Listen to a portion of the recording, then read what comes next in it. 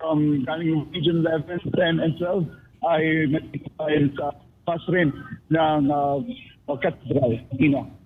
Kasi kanina may nakapanayam tayo na dating estudyante ng GMC at ang panawagan nila, bigyan nga ng access na sa GMC, pero hanggat na nariyan presensya nila, ay mananatiling inaccessible. Kumbaga ba, may banta talaga sa kanilang edukasyon ngayon. Kaya gusto natin clarify kung mga estudyante dyan, para kumbaga ba, freely na sila pwedeng bumalik. Sa ngayon kasi at the last day of August, suspended pa rin yung classes unless lang kung i-release College Foundation, doon natin malalaman kung makakapasok sila freely. Pero yung malinaw dito, yung mga KOJC missionary, nakakapasok sila sa loob. At yung mga food donation, yung mga water bottles na natatanggap natin ay nakakapasok na dito sa compound. Meron ka bang na personal na nakausap din na police ngayon na ano ba ang plano nila? Alam lang natin magstay sila diyan. Pero in order, higa na lang uli sila diyan? Kasi yun yung mga iniwasan natin na nangyari sa mga nakarang araw. Baka eventually gawin nila ulit. Yun yung ayaw natin sana. Yun nga ang sabi sa kanila, wala pa kasi daw order si Torres sa kanila. So yun yung hinihintay nila. Okay. Despite of the decision of the court, So yun yung malinaw doon. Okay, thank you. Jason, madagdag ko lang, pero sa nakikita mo ngayon, nababawasan naman yung bilang na nasa loob. Yung mga pulis, nababawasan yung bilang nila sa loob ng compound. Sa tingin ko parang hindi pa ito nababawasan. Mas lalong nadagdagan dahil nandito yung Region 4A. So anong ginagawa nila ngayon so far? So far, yung mga from Regions 10, 11, and 12, nakahiga sa mga nakaupo. And then, pero itong Region, they're still standing on their ground. Nakabarikada sila sa palibot ng OJC. Pero yung mga missionary workers kayo ay malaya nang makakapaglakad. Hindi na kayo pinipigilan kahit doon sa hangar, papunta. Kahit anong lugar dyan sa compound ay malaya na kayong makaka-access. May access na lahat. Malayang mga partners. And as a matter of fact, kung mapapakita lang sana natin na kasalukuyang nagkakaroon ng praise and worship ang mga KOJC missionary doon sa harap ang Pasenda Cafe.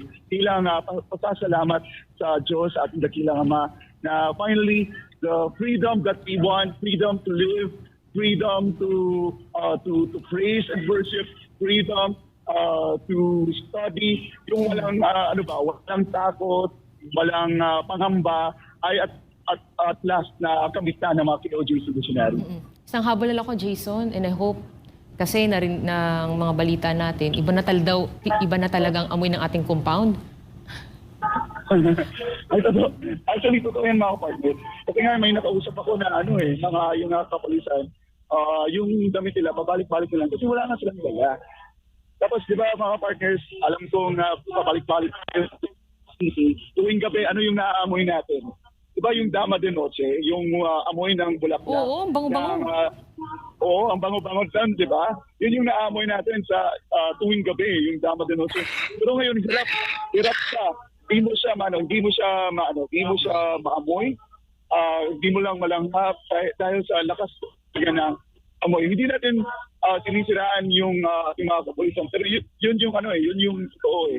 Kasi ilang days na lang sila dito, 4 days na, at yung iba, wala silang damit kapag niya. Jason, may idea ka ba kung ilang personnel mula sa region, kapulisan mula sa Regions 4A ang dumating dyan? Pero more or less, mga partners yung nandito ngayon sa loob ng compound, nasa mga hundreds yung personahe coming from the PRO 4A, partner Chase. So sa ngayon ba may nagpapatuloy ng mga pulis diyan sa loob ng cathedral na may ginagawa bang pagalugad pa rin or wala na? What do you think? And based on my personal perspective, hindi natin Pwede mo bang Hindi natin pwede ba kayo makikita. makapasok? I mean, pwede ba kayo makapasok? Hindi kami makapasok ka partner Jay dahil nga nakabarikada yung cathedral. O, yun ang ano natin So kasi. yung cathedral yung hindi natin ma-access. Tama ba? Yes, tama partner Ina. Alright, sige Jason, update mo lang kami sa mga development na dyan sa KOJC Religious Compound. Maraming salamat. Ingat kayo. Ayun po mga kababayan, si Jason Rubrico at tuloy-tuloy pa rin po yung ginagawang pananalangin ng mga missionary workers at until now, nananatili pa rin sa loob ng KOJC ang ibang pulis at ang ibang pulis naman nasa labas, waiting lang din no, sa final order ni Torre, Sir Jay. Tatanong ko sana kay Jason,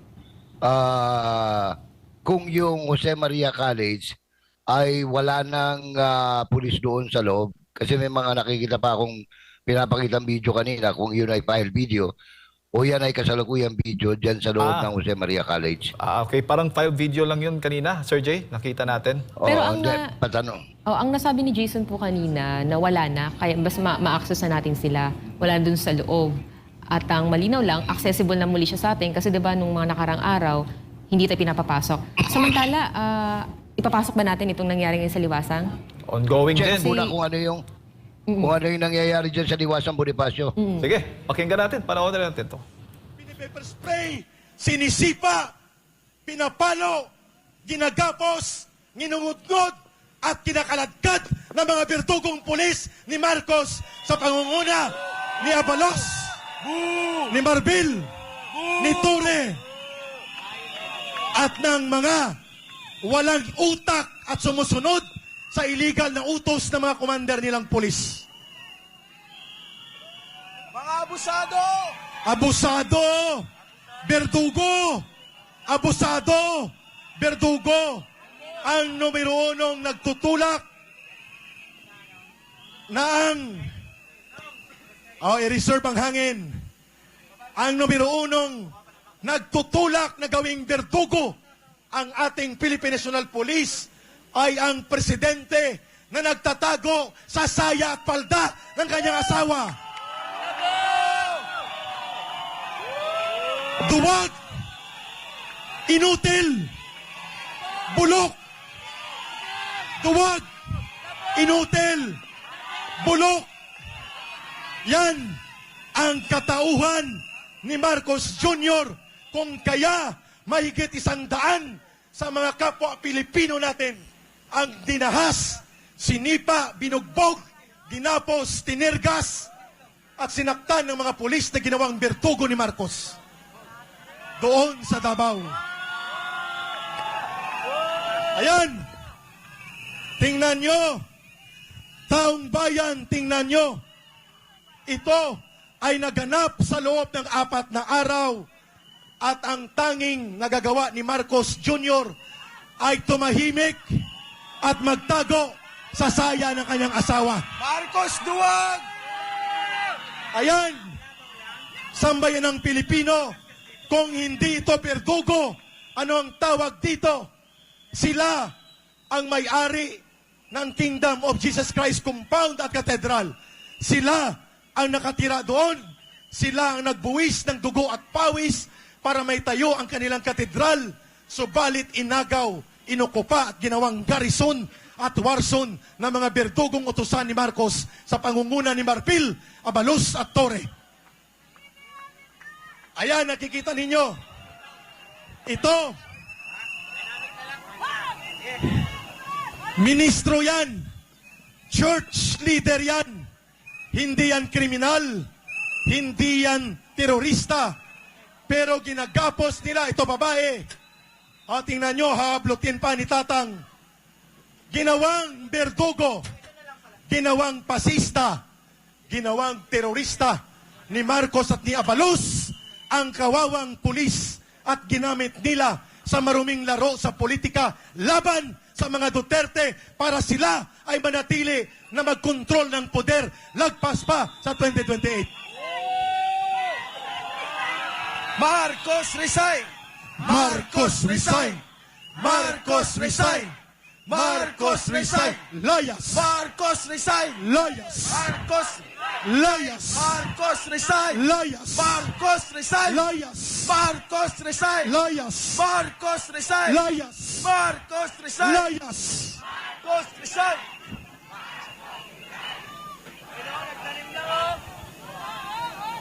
Kalma, kalma. Kalma, baby. Pero malapit na tayong pumunta sa Malacanang para kaladkarin ng mamamayan ang inutil, duwag at berdugo na presidente na ang pangalan ay Marcos Jr. Nalalapit na ang paghatol ng mamamayang Pilipino sa bulok na gobyerno ni Marcos. Siya magaganap yun, kagaya ng nangyari sa kanyang tatay.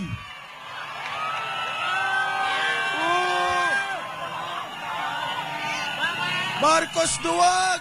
Marcos duwag inutil. Marcos duwag! Buuin natin. Marcos duwag inutil. Marcos duwag inutil. Marcos duwag inutil. Marcos duwag inutil. Marcos duwag inutil. Marcos duwag inutil! Ayaw na niya magsalita, pero dahil ako ay kailangan pa mag-conserve ng aking hangin, alam ko nandirito sa paligid ang isa o ilan sa mga naninindigan sa sambayan ng Pilipino. Gusto niyo bang marinig si Banat Boy? Gusto niyo bang marinig si Atty. Glenchong? Gusto niyo bang marinig si Nabisdak? Gusto niyo bang marinig sila RJ? Gusto niyo bang marinig ang boses ng kabataan?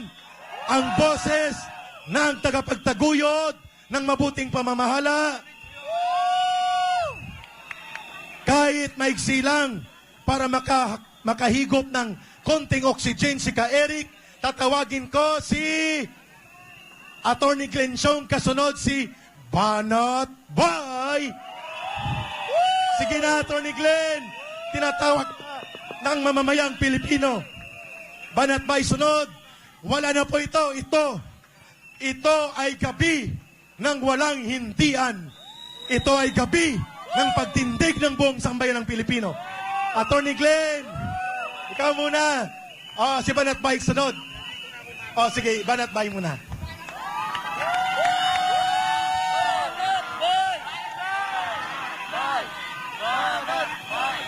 Sambayan ng Pilipino, nandito na ang babanat sa kanila. Banat Boy! Banat Boy! Banat Boy! Ha! Banat Boy! Ha! Banat Boy! Ha! Banat Boy! Banat Boy! Una sa lahat, gusto ko lamang pong i-congratulate po ang lahat ng mga taga KOJC. Congratulations po! God is good!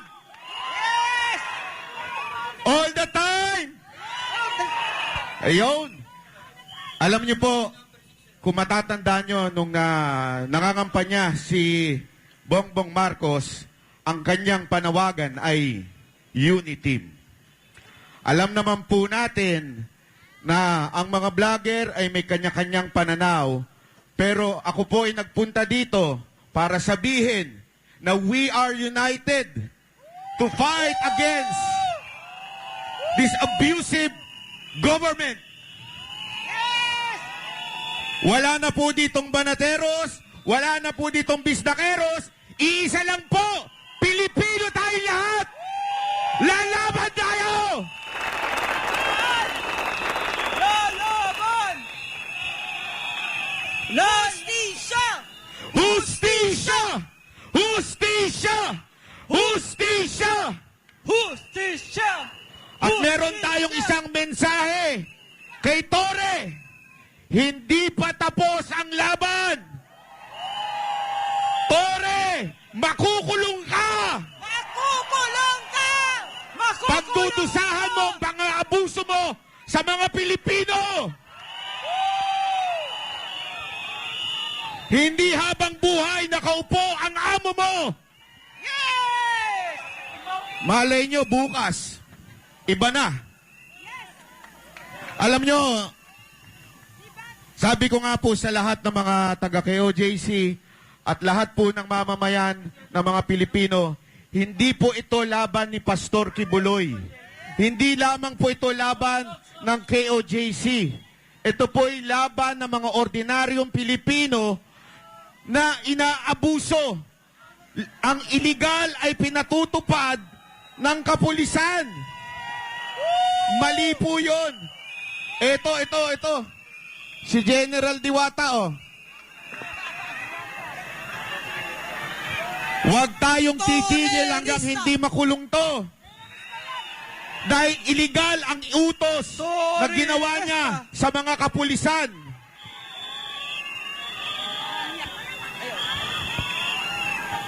Pero mga kababayan, meron lang akong isang hiling sa inyo. May isang hiling lamang po ako. Gawin natin ito ng mapayapa at legal na paraan. Ang mga pulis na yan, yung mga nasa baba, kakampi natin yan. Nagkakataon lang na sumusunod sila sa utos nitong demonyon to. Kaya wag ho tayong magagalit sa buong kapulisan.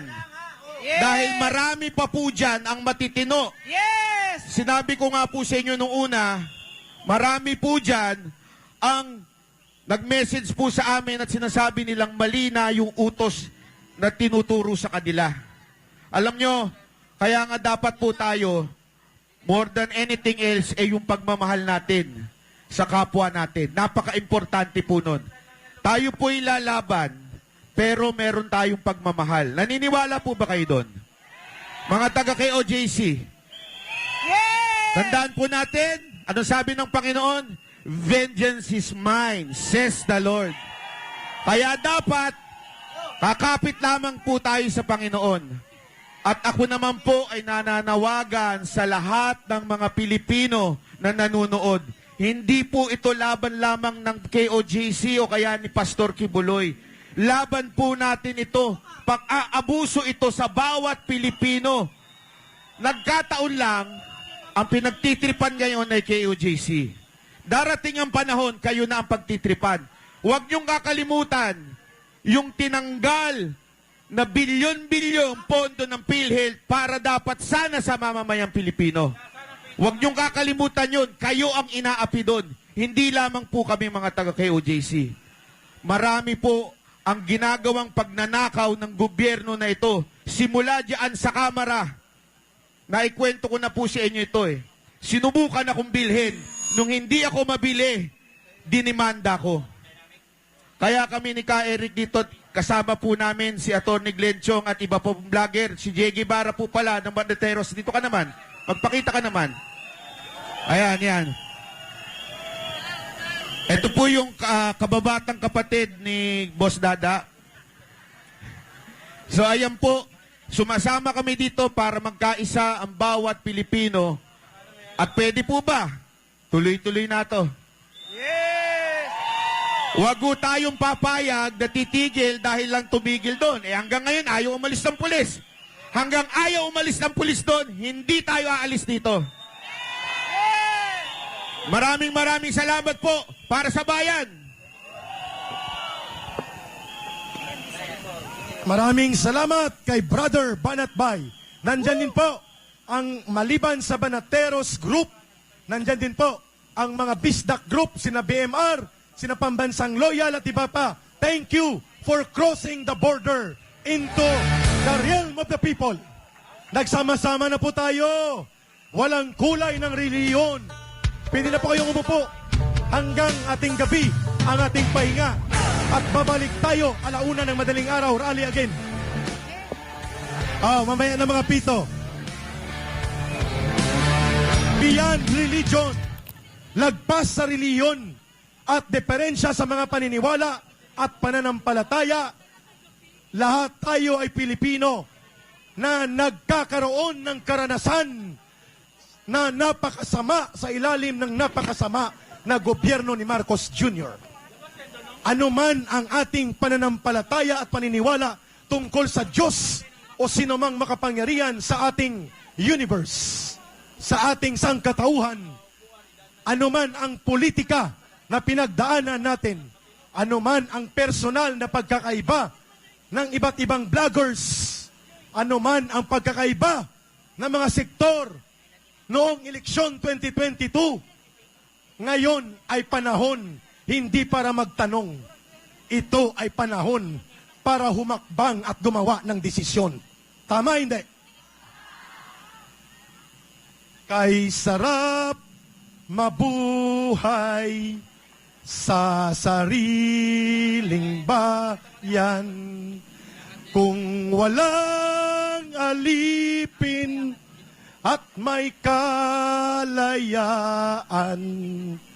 Ang bayang sinisiil bukas ay babangon din.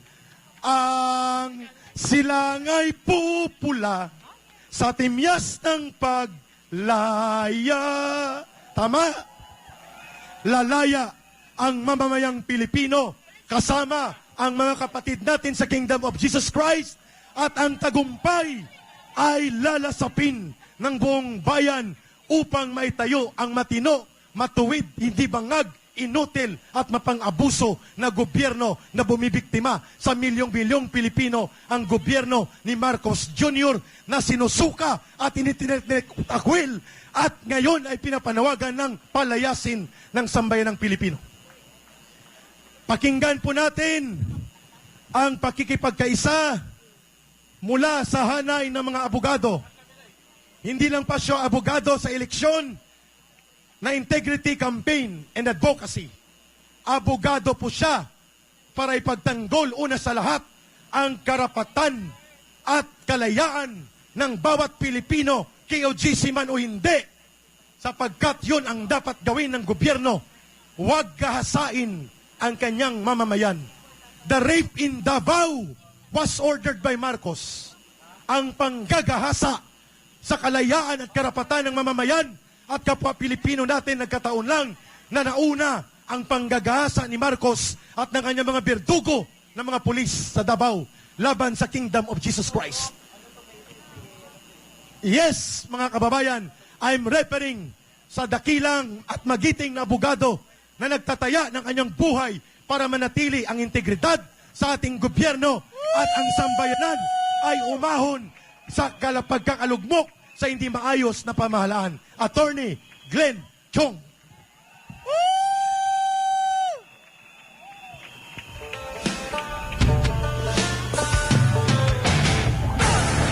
Thank you. Kuya Eric, thank you. Magandang gabi po sa inyong lahat.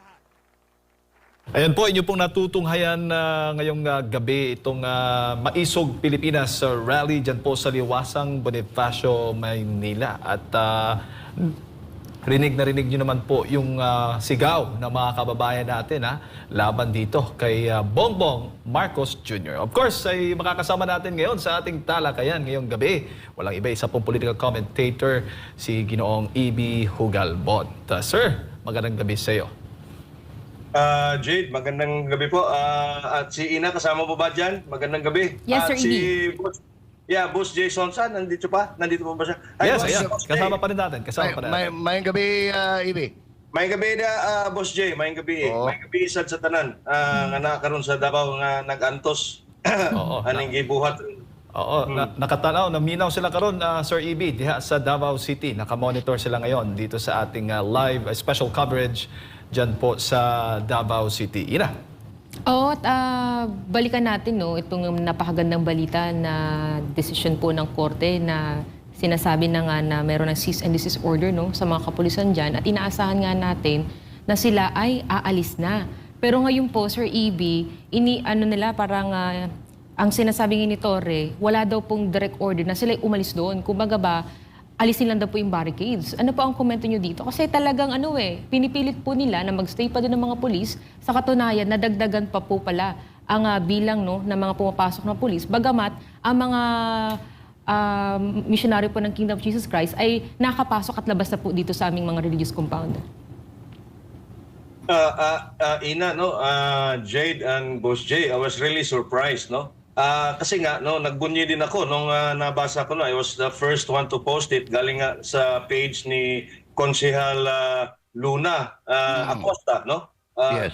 Talagang tuwang-tuwa ako at nag-aabang kasi nga ako at nakamonitor ako, finid ko yung live stream no ng OVP budget hearing kasi talagang nakakainis din doon na Boss J, Jay and Ina no, talagang they are drilling down on Inday. Anyways, no. Ito lang masasabi ko diyan no, wala talaga silang plano no, and they would probably do everything to circumvent whatever the judiciary has issued already. I don't know kung naka-receive na si General Torre ng kopya ng kasi it was an immediate order for the clerk of court to serve it. Na-receive na ba niya? Yes, Kasi tinanggal yung barikada eh. oo, na-receive na. Kasi nga, pinapunta nga Nag-press ko na rin siya eh. Yes, nag-press con. Pinapunta nga si Attorney Torion doon sa Camp Katitipan nga, kasama yung Hanggang ngayon, Sheriff. nandun pa si Attorney? Yun ang, Si Attorney Torion. yun ang hinihintay natin, yung kung andun pa. Yun ang hinihintay natin, inaantabayanan yung update mula doon sa kanila pag-uusap. Pero, yun nga, ang nabalitaan natin, dumating yung mga pulis mula sa PRO 4A o Region 4A at kasalukuyang nakapalibot pa rin mismo dyan sa Cathedral. At syempre dahil sa utos ni Torre at hindi nga tinatanggap itong utos o itong order, itong court order na pinalabas. Alam mo, Sir Ako Iggy, ngayon nababahala kagabi pa no, Boss J no, if I may, Jade and Ina no. Go ahead, sir. Kasi nabasa ko nga yung isang report na there are about 1,100 PNP personnel hindi lang galing sa Region 3A, kundi galing sa Region 4A, Cordillera Autonomous. Meron nga 100 galing sa Region 7. At ang mas nakakabahala pa doon, kinonfirm ng Eastern Mindanao Command na merong 4 additional companies at 1 extra company of Civil Disturbance Management Unit na nakahanda na raw. So, this is now an operation between the PNP and the AFP. Kagabi, no? So, I don't know anong legal remedy or legal basis nitong si Torre not to comply doon nga sa cease and desist order at the writ of amparo no na inisyu na nga ng RTC, which is very very powerful no ang writ of amparo. I'm not a lawyer no, Boss J and Ina and Jade, but as far as I can read it, it has to be complied immediately. Correct. Oo, ito, Sir no Jay. ifs, no buts yan. Oo, Sir Jay at Sir EB at Ina, basahin ko lamang itong desisyon ng korte para marinig naman ng mga kapulisan. Sabi dito, this court under the current situation sees the urgency to direct the PNP 11 to immediately seize and desist from any act or omission that threatens the life, liberty, or security as well as the properties of the petitioners.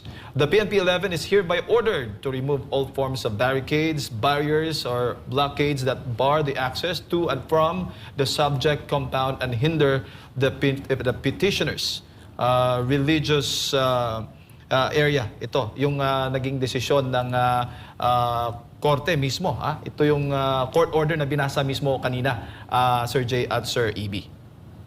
alam mo ba, Sir EB, Sir Jay? Malinaw yung utos eh. Oo. Yung inanunsyo natin yan, nakakuha rin tayo ng mga footage kung saan yung mga pulis po mismo, masasaya po sila. Kasi nga, akala nila din makakauwi na sila. Yung pala, plano pa pala silang i-hold din doon.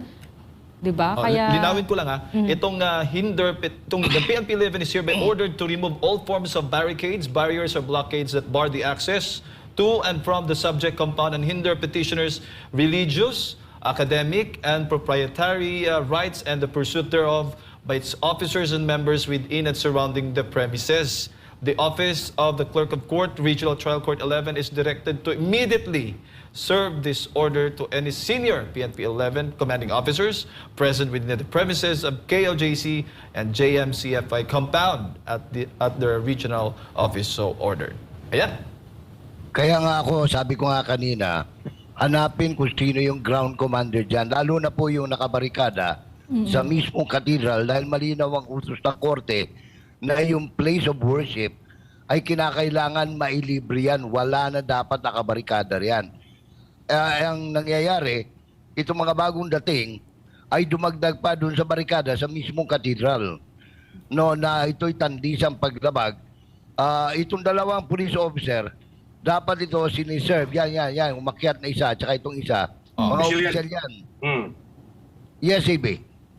Yes, official yan. Yeah, tama ka po, Boss J. Sige po. Dapat, kasi nakalagay doon sa order, kahit sinong senior official na nandyan sa loob ng KOJC compound, pwedeng iserve yung writ of amparo. At kapag ka hindi tumalima, yung opisyal, pwedeng balikan yan ng direct contempt ng korte, ha. Hindi na tayo magpipetisyon yan. I-report lang natin sa korte na hindi po tumalima itong mga opisyal na ito. Oh. Kasi malinaw, no? Jade, no? Boss Jade, di ba? Ina, malinaw yung order ng korte. Ceased and desist all operations, no? Correct.